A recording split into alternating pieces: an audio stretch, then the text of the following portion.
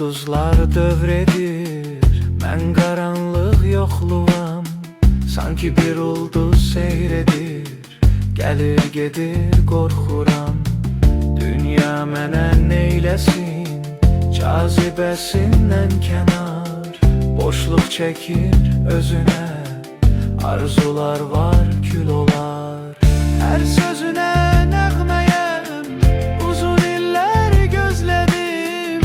Necə qəlbim səninlə, gözəl səsin özlədim.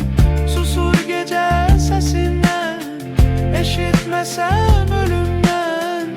Qorxu nədir bilmədən, yeryüzündən silinəm.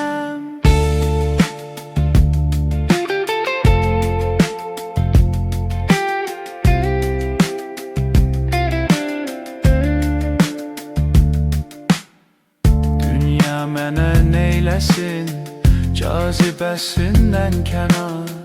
Boşluq çəkir özünə, arzular var kül olar.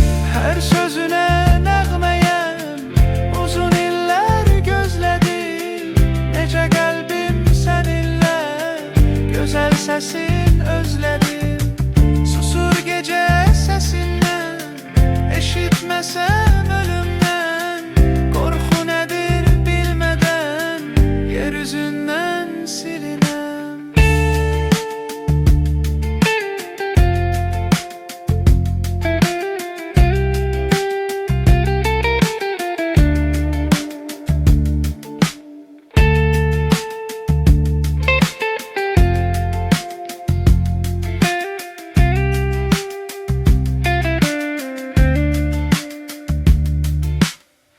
Ay ulduzlar dövredir, mən qaranlıq yoxluğam. Sanki bir ulduz seyredir, gəlir gedir qorxuram.